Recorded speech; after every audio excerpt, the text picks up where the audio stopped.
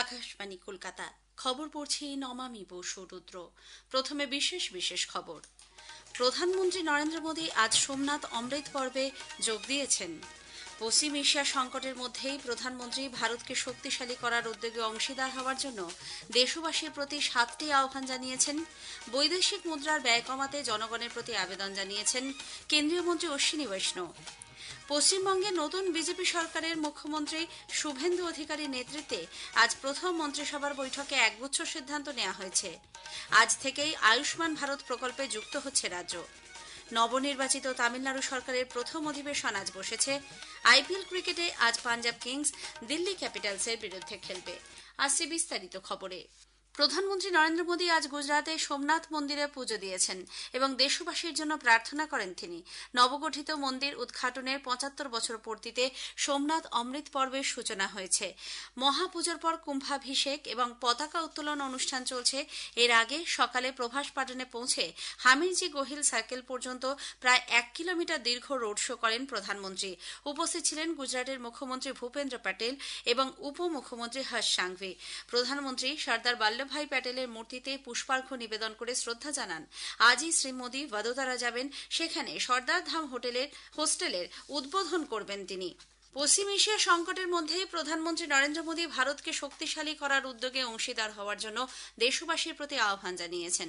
হায়দ্রাবাদে গতকাল এক অনুষ্ঠানে প্রধানমন্ত্রী দেশের কাছে 7টি আবেদন জানান। শ্রী মোদী নাগরিকদের গণপরিবহন এবং গাড়ির জন্য আমদানিকৃত জ্বালানির ব্যবহার কমিয়ে বৈদেশিক মুদ্রা সংরক্ষণে সহায়তা করার আহ্বান জানিয়েছেন। পশ্চিম এশিয়ায় সংঘাত এবং হরমুজ প্রণালীতে অবরোধ অব্যাহত থাকার কারণে আন্তর্জাতিক বাজারে অপরিশোধিত তেলের দাম ব্যারেল পিছু $100 ছাড়িয়ে গেছে। এই হেন পরিস্থিতির মধ্যেই প্রধানমন্ত্রীর এই আবেদন।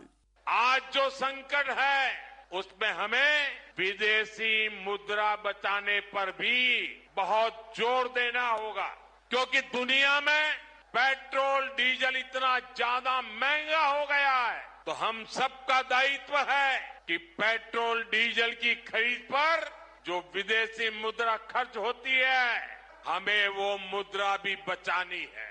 वैश्विक संकटों से जो चुनौतियां आई है, हमें उन चुनौतियों को परास्त करना होगा। উল্লেখ্য, গত মাসে অপরিশোধিত তেলের দাম 52 সপ্তাহের মধ্যে সর্বোচ্চ ব্যারেল পিছু $126 পৌঁছে যায়। প্রধানমন্ত্রী মোদী এই পরিস্থিতিতে অপ্রয়োজনীয় খরচের দিকটি পুনর্বিবেচনা করতে এবং 1 বছরের জন্য বিদেশ ভ্রমণ এড়িয়ে চলার আহ্বান জানিয়েছেন। এই সময়কালে বিদেশে ডেস্টিনেশন ওয়েডিং পরিকল্পনা না করা এবং অত্যধিক সোনা কেনার প্রবণতা কমানোর কথাও বলেছেন তিনি। শ্রী মোদী ফের একবার ওয়ার্ক ফ্রম হোম চালু করার আবেদন জানান। এছাড়াও রান্নায় ভোজ্য তেলের ব্যবহার এবং কৃষিকাজের জন্য বিদেশ থেকে আমদানি করা রাসায়নিক সার ব্যবহারে কাটছাঁট করার আবেদন জানিয়েছেন প্রধানমন্ত্রী। ভোকাল ফর লোকালের ভাবনায় জোর দিয়ে শ্রী মোদী 2047-এর মধ্যে বিকশিত ভারত গঠনের লক্ষ্য পূরণ করতে জৈব চাষ এবং আত্মনির্ভরতা বাড়িয়ে তোলার উপর জোর দেন। তথ্য সম্প্রচার মন্ত্রী অশ্বিনী বৈষ্ণব চলতি আন্তর্জাতিক অস্থিরতার প্রেক্ষিতে নাগরিক ও ব্যবসায়িকদের কাছে বৈদেশিক মুদ্রা প্রয়োজন হয় এমন খাতে ব্যয় কমানোর আহ্বান জানিয়েছেন। নতুন দিল্লিতে আজ সিআইআই এর বার্ষিক ব্যবসায়িক সম্মেলনে শ্রী বৈষ্ণব বলেন, পশ্চিম এশিয়ার সংঘাত এখনো চলছে এবং দ্রুত সমাধানের সম্ভাবনা খুবই কম। ফলে অর্থনৈতিক ক্ষেত্রে দেশকে এই মুহূর্তে দায়িত্বশীল ভূমিকা পালন করতে হবে। জনগণকে নিজেদের জীবনে বৈদেশিক মুদ্রার ব্যবহার কমানোর উপর জোর দেন তিনি।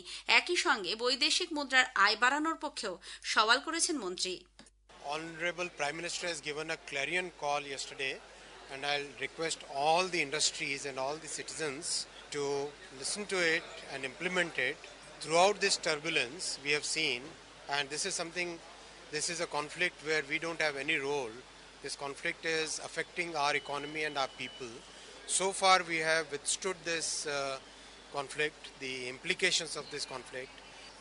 We as citizens now must take equal responsibility for this.